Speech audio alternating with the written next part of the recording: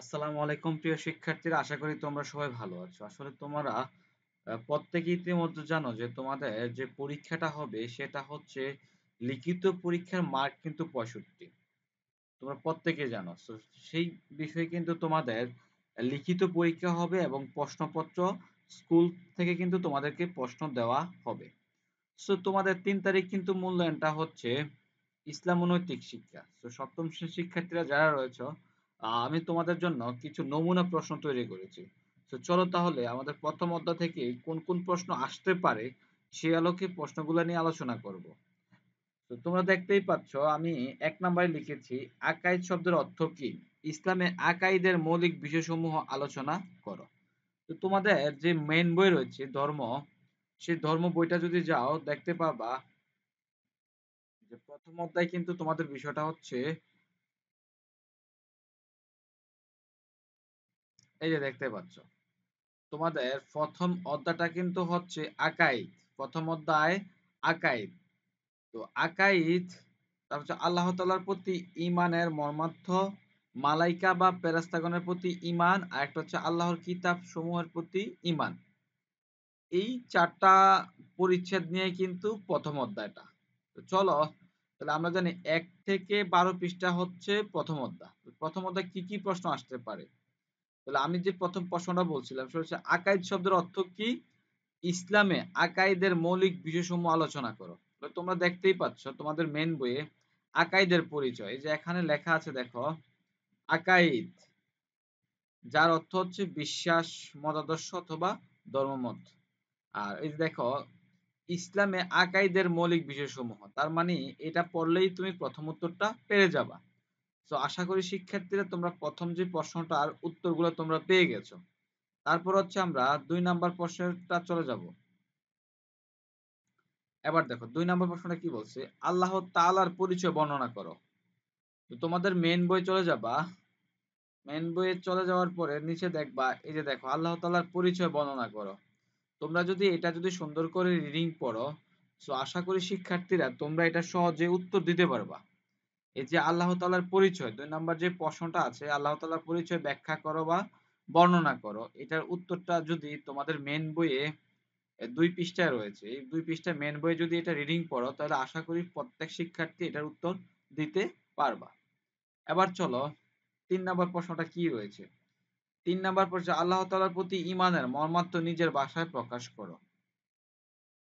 তাহলে আমরা তাহলে চলে যাই আমাদের মেইন বইয়ে। দেখো তোমরা দেখা যাচ্ছে আল্লাহ তাআলার প্রতি ঈমানের মর্মার্থ নিজের ভাষায় প্রকাশ করো। এই প্রশ্নের উত্তরটা কিন্তু এটাই। এটা যদি কেউ তোমরা শিখে থাকো বা পড়ে থাকো, অবশ্যই এটা তোমরা নিজেরাই আনসার করতে পারবা। এবার তাহলে আমরা ৪ নাম্বার একটু প্রশ্নটা দেখি। ৪ নাম্বার প্রশ্নটা কি লেখছে দেখো। ৪ নাম্বার প্রশ্ন হচ্ছে আল্লাহ তাআলার একমাত্র উপাস্য তা ব্যাখ্যা করো। আসলে আমাদের আল্লাহ তাআলা যে একমাত্র উপাস্য সেই বিষয়টা ব্যাখ্যা করার জন্য বলছে। চলো আমরা তাহলে আমাদের মেইন বইটা দেখে নেই কি লেখা আছে।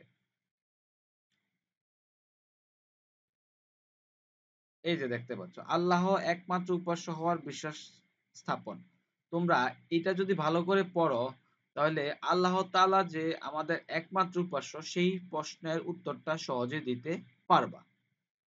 তারপর চলো ৫ নাম্বার। ৫ নাম্বারে কি লেখছে দেখো তোমরা। লেখছে যে আল্লাহর কয়েকটি গুণবাচক নাম লিখো এবং তা ব্যাখ্যা করো। তাহলে আমরা উত্তরটাতে চলে যাই। তোমাদের আল্লাহর কিন্তু কয়েকটি গুণবাচক নাম রয়েছে। আল্লাহ হাকিমুল, ঠিক আছে, অথবা আল্লাহ গাফুরুন, এরকম কয়েকটা গুণবাচক নাম রয়েছে। তোমরা শিক্ষার্থীরা কয়েকটা গুণবাচক নাম শিখে রাখবা। এই গুণবাচক নাম এবং অর্থগুলা খুব সুন্দর করে তোমরা লিখে দিবা, তাহলে তোমার ৫ নাম্বার যে প্রশ্নটা রয়েছে এর উত্তরটা কিন্তু সহজে হয়ে যাবে। চলো তাহলে আমরা ৬ নাম্বার প্রশ্নটা একটু দেখি। ৬ নাম্বার প্রশ্নটা কি বলছে দেখতে পাচ্ছ যে মালাইকা শব্দের অর্থ কি? মালাইকা বা ফেরেশতাগণের পরিচয় বর্ণনা করো। তাও তোমাদের মেইন বই চলে আসো। মেইন বই দেখতে পাবা এই যে মেইন বই চলে আসছে। মালাইকা বা ফেরেশতাগণের পরিচয়। আর এখানে লেখা আছে মালাইকা বা ফেরেশতাগণের প্রতি ঈমান। তাহলে এই যে পড়াটা রয়েছে, এই যে পড়াটা মালাইকার যে বিস্তারিত তথ্যগুলা রয়েছে, এটা যদি তোমরা পড়ো তাহলে আশা করি এখান থেকে তোমরা এই প্রশ্নের ৬ নাম্বার প্রশ্নের উত্তরটা খুব সহজেই দিতে পারবা। এবার আসো ৭ নাম্বার প্রশ্নটা কি বলছে। তোমরা দেখতেই পাচ্ছ, প্রধান ৪ ফেরেশতার নাম লিখো এবং তাদের কাজের বিশ্লেষণ করো। মানে তারা কাজগুলো ব্যাখ্যা করো বা তারা কি করে সেটা কিন্তু বলা হয়েছে। তাহলে দেখো এখানে লেখা আছে প্রধান ৪ ফেরেশতা। তোমরা তোমাদের মেইন বই দেখতে পাবা এই যে ১ টা, এই যে ২ নাম্বার, এই যে ৩ নাম্বার, এই যে হচ্ছে ৪ নাম্বার। এই এখান থেকে যদি তোমরা এখান পর্যন্ত সুন্দর করে কয়েকবার পড়ো, হ্যাঁ, তাহলে আমি আশা করি তোমাদের যে এই প্রশ্নটা ৭ নাম্বার রয়েছে সেই ৭ নাম্বার প্রশ্নটা কিন্তু খুব সহজে উত্তরগুলো লিখতে পারবা। তারপর আসো ৮ নাম্বার প্রশ্ন। আল্লাহর কিতাব সমূহের তাৎপর্য ব্যাখ্যা করো।